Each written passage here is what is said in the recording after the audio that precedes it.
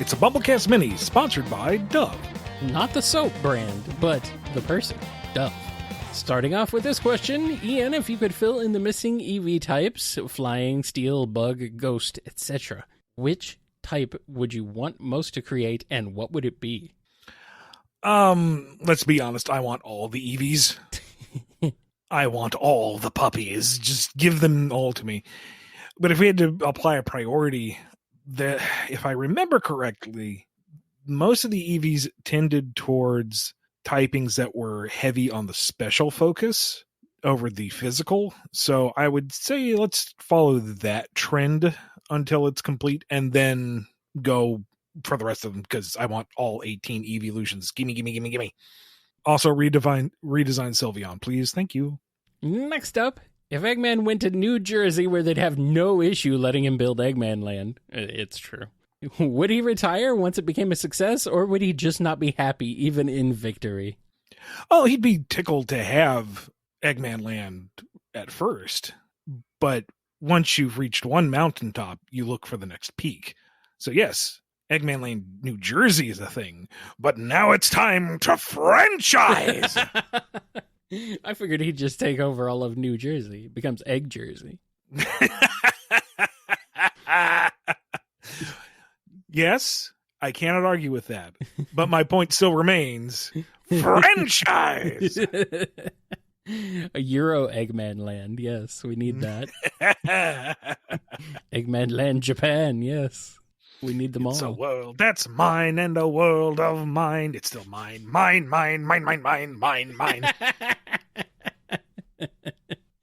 Yes. I need it. You may cry, that's not fair, but I don't even care. It's the world and it is mine. It's beautiful. We need that to happen. And the next question, if you could get the rights to any dormant IP, 5 years or so unused, which would you want and what would you do with it? You don't have to keep it in its original format. You can literally do whatever you want with the IP as though it is yours completely. I wouldn't really want to mix up the formulas too much because I enjoy the franchise for what it is. I would just want to see new life given to it. So give me a proper sequel to Rise Star. Mm-hmm. You know, I've got the design doc on my hard drive. Just give me the money and the development team. Let me guide that boat. If you've been listening to the show at all, you already know this one. Skies of Arcadia. I want so bad to play with that world. The Mighty Crusader stuff that I worked on, and I double checked, and yeah, it's all at least 5 years old, if not older. Yeah. I want to complete those story arcs, damn it. I had plans. Oh, man. Let me finish New Crusaders. Let me finish Mighty Crusaders. Let me do a nice multiverse crossover with all Crusader stuff. I want to play with the toys. Those were such good books, too. I'm really disappointed you didn't get to finish them off. What I'm surprised we haven't seen yet at all that I'm aware of is Dino Riders. Yeah. It's sci-fi laser pew pew with dinosaurs. That is such an easy sell. Yeah. I mean, why don't we have the dinosaurs that go pew pew, Kyle? I want the Dino Riders back. I don't know. There was only one season apparently of it. That's so wild. And because only 14 episodes, so they didn't even make enough to syndicate it. I don't understand. Is it because the main characters were a bunch of boring granola chewing hippies? Was it the villains were cooler looking than them? That shouldn't matter, because there's dinosaurs with the lasers that go pew pew, Kyle. A Diplodocus with dual-sided deployment things. The T-Rex alone. It has a big old battle saddle and laser cannons on its head. Deinonychus is with laser motorcycle gear on its... Kyle! The dinosaurs with the pew-pew! It should be a thing forever and always! It should be. I don't know why it isn't. Somebody should get on that. Also, it was a collectible series. It was apparently a spinoff of Transformers, which I don't see the connection, but whatever. But Battle Beasts. Yeah. which was a line of these little micro figures that were cybernetic anthros that were either fire, wood, or water elemental alignment, or the weird star ones, but whatever. And the toys themselves had these kind of chonky Mega Man X-esque designs. Mm-hmm. And I know there was some revival attempted a while back. I don't know if there was anything else beyond it, but Mega Man and Sonic combined into one is basically what you would have. I feel like that's just as easy to sell as Robot Dino Pew Pew. You know? You'd think. I don't know though. It's like, weird. I would love to do my self-serious, so edgy it hurts, but it's still kind of fun because you know it's self-aware without it being truly self-aware Mega Man Dino Battle War thing. Yeah. I feel like the late 80s are kind of getting the shaft in this revival thing that's going on. It's 80s revival. It's like, late 80s. Not really getting a lot of love for that one. And now we're just kind of skipping over the 90s. What the heck? Well, I have some that I'd revive, but I mean, mine are pretty obvious, and mine are also all video game based because I don't know. I like video games. FZero, Nintendo. Mm-hmm. Yeah, what are you doing? I know you said, "Oh, FZero, we can't come up with any new, good, fresh ideas for it." You don't have to. Just it's old enough. It is a fresh concept at this point. Yeah, on its own. It's like it's been so long. Just put a new one out there. Just call up Sega, Amusement Vision, and do a new F-Zero GX type version. It's really not that hard. It's really not. And I need to check here. I put Daytona USA on here, but Daytona Championship USA came out not too long ago. I gotta check the arcade version, but let me see. I'm making sure because I didn't check this. I should have checked this. 2017. Okay, cool. Yep, it's right at the cutoff. So, yep, another proper Daytona USA, proper new version of it, not just something built on the old engine that reuses the Dreamcast soundtrack. Something actually fresh and new, but also still Daytona, and also expand it, more tracks, more cars, more everything. Give me like the ultimate Daytona USA 2. You just combine everything all together and be like, yes, this is Daytona USA Ultimate. And also the Sega All-Stars Racing series. Give me another transformed game or something like it. Mm-hmm. Like that game was fantastic. I don't understand why it's just not anymore. Like this could be easily be Sega's version of Smash Brothers. It makes sense to do an arcade style racing game. No. Just a crossover.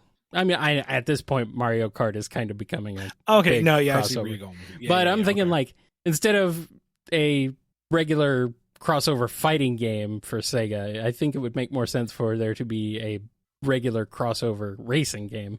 So I would like to see the All Stars Racing series become that. Vector Man could be his own vehicle. Exactly. We could have there's so many Sega IPs still sitting there unused that would be perfect for another All Stars Racing game. So yeah, let's do it. Does this count? Mega Man X? I don't know. Yeah. Because Mega Man in general Mega Man 11 was 4 years ago, so that's not X. I know. X is very distinctly its own brand. X is different, yes. I agree. So I'm just making sure, that it's like, yeah. All right. Does it have to be, can it be a sub-franchise? Well, by that logic, you're saying that Mega Man Legends 2 isn't dormant because Mega Man 11 came out. And I can hear people howling in disdain. You're right. Very thought. You're right. You're absolutely right.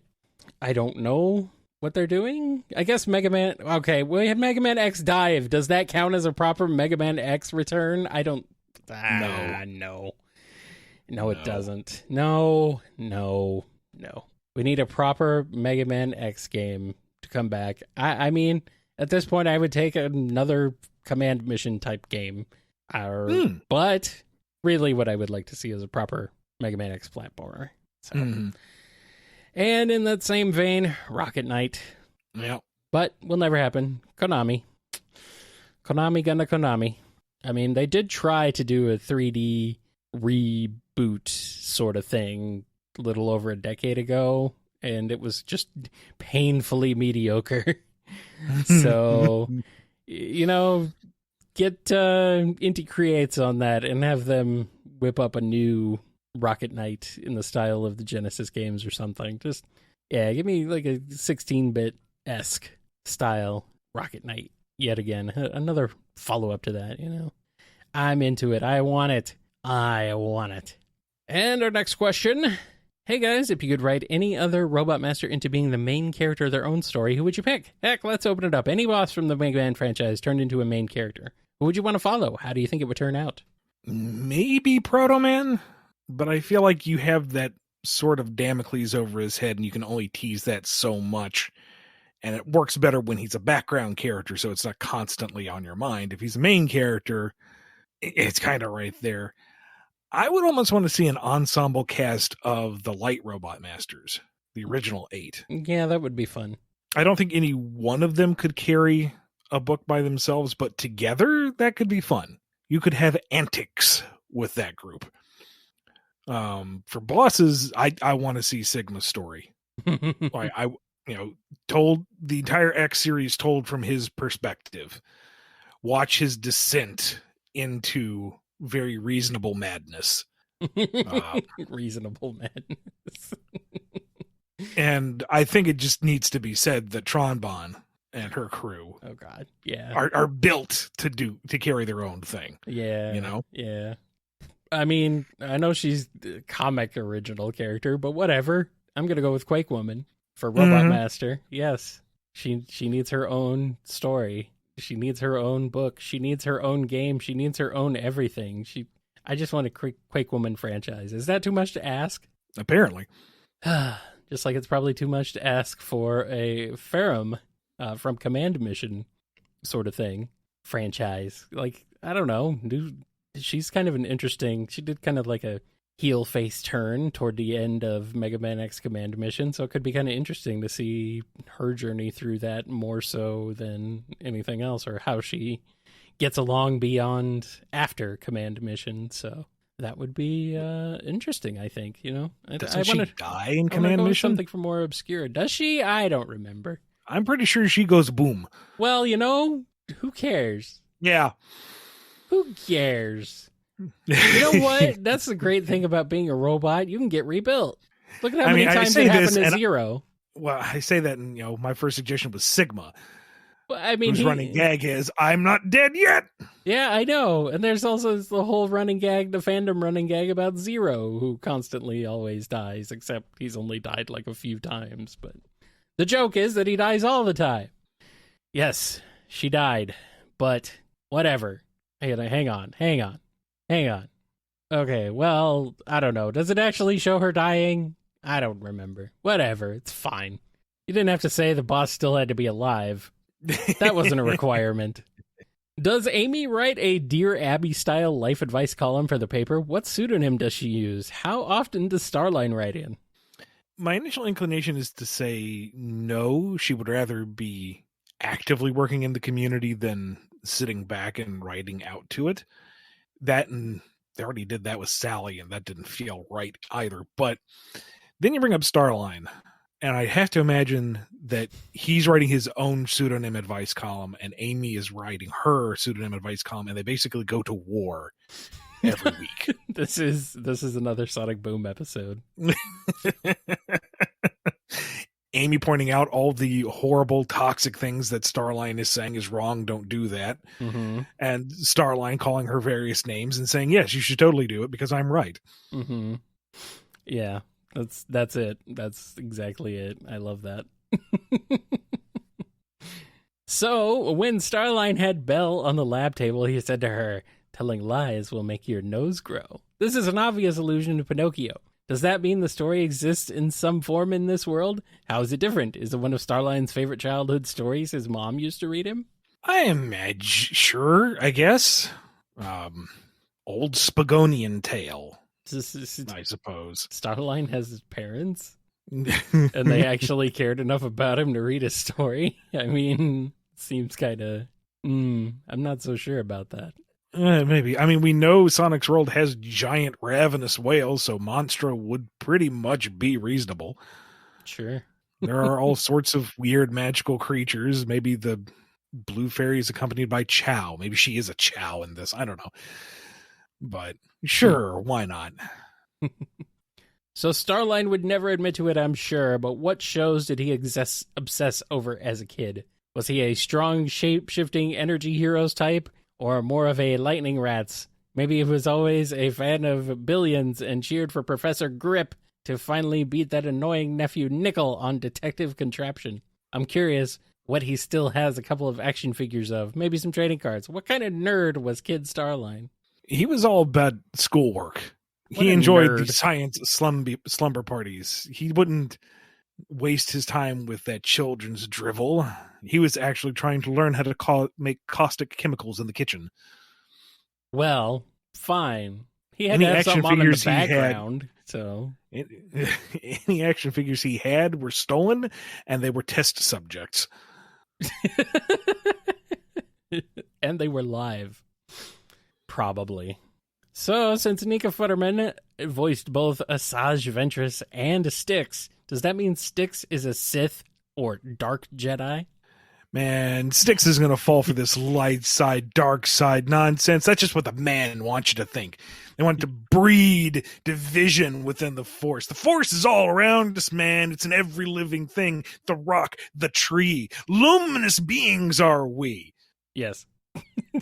Also, it just freaking cracks me up to think Asajj Ventress and Styx is the same character. That just... That is very funny. Good stuff. Good stuff. Okay, important question.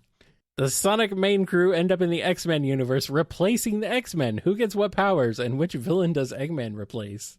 I can't think of a good one-to-one for a lot of these.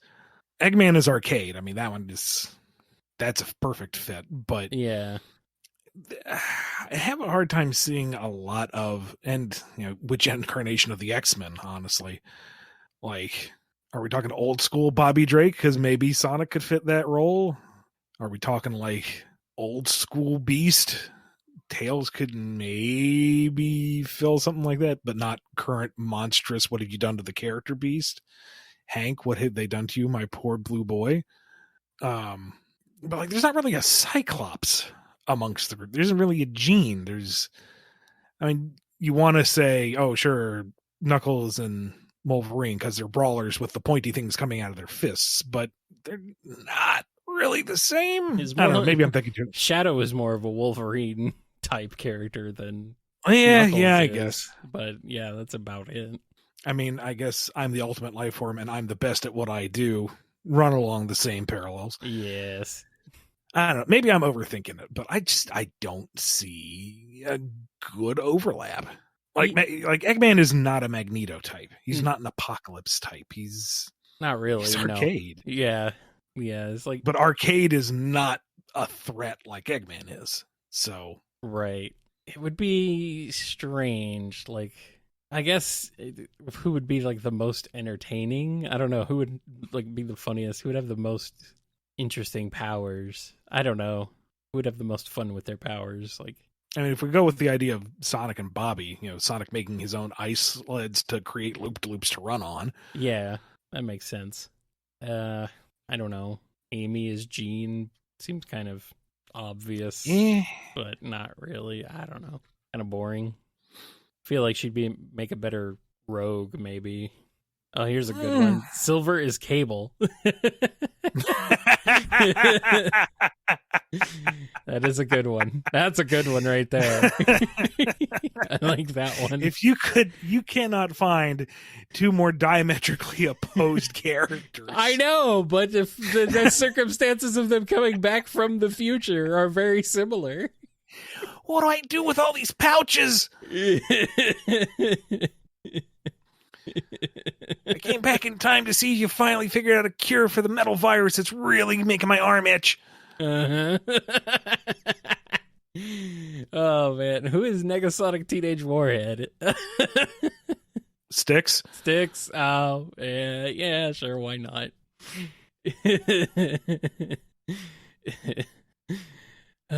Another suggestion is Blaze is Deadpool. Or Cream. Oh no. Oh no. It's terrible. Terrible. Maybe Bean is Deadpool. Maybe. That's the one I've seen folks draw parallels to in the past. Rouge is Rogue. All right, fine. I don't know, man. I don't know. This is a hard question. If you have any ideas, leave them down in the comments. Next question. Let's say you could bring the champions of Breath of the Wild into Sonic's world. Who do you think they'd get along with? Who wouldn't they get along with? Oh, Rivali's not going to get along with anybody. He's a jerk. I mean, if you think Sonic has been arrogant in the past, whoo, fella's on a whole other level. Everyone else would get along just fine. I mean, Daruk's never met a stranger. Mipha and Amy, I think, would get along swimmingly. Yeah. No Zora pun intended. And Urbosa's just a boss. She is a queen. You follow her into battle. So you don't get along with her. You worship her. Yeah. Yeah, I do. I mean, yeah, you do. Man, Urbosa and Blaze would be a wild combo, yeah. Oh my god.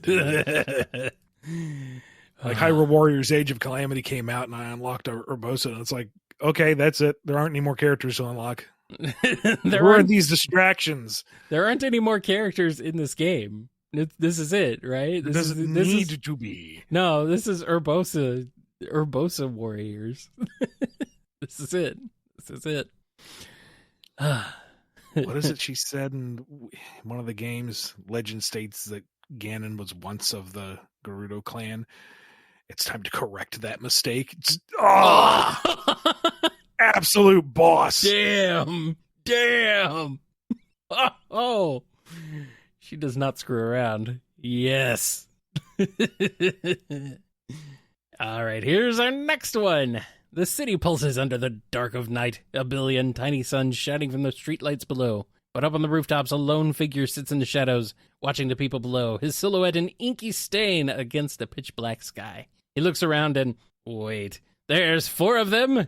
Shadow versus Batman versus Darkwing Duck versus Raphael. Battle for the best brooding roof. Who wins? What order are they eliminated? And why can't they just share the roof? Well, you can't fit that much angst up there. No, you can't fit that much angst in one city.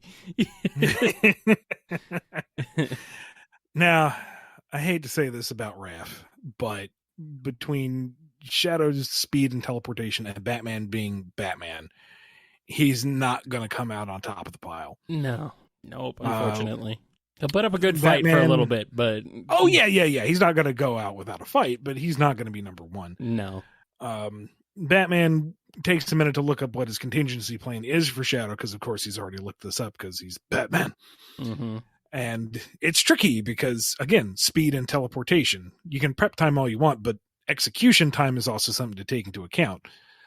And by the time the two of them have bored each other out and they both fall off the rooftop, Darkwing Duck, who thought he got eliminated within the first minute, is the only one left standing. Of course he is. And there's no witnesses, so he claims victory. That's right. And I mean, Darkwing Duck is barely even actually brooding anyway, which is funny. Yeah. He's like very much not in the same vein as the other characters, really. I'm dark, I'm brooding. I can be brooding too. I can be a brooding guy. Yeah, it's totally how he is. I mean, when you get down to it, most incarnations of Raph aren't really like brooding. He's got that short temper. Right, yeah. The only one I can really think of would be the 2010 movie or whatever, the CG movie. Yeah. Where he's And even that is, but... I maybe I'm splitting hairs, but it feels like it's less brooding and it's more like simmering angst. Right. Yeah, but he's cool but rude, so, you know. Yeah. Yeah. I don't know, whatever. Makes sense. Man. I'm seeing here a suggestion is who can say damn the most contest. Darkwing Duck doesn't swear, so he automatically loses that one. Man, that would be the best callback. Raph is falling off the roof. He's losing his grip. He's struggling to hold on. Wait, I'm not finished with you. Slips.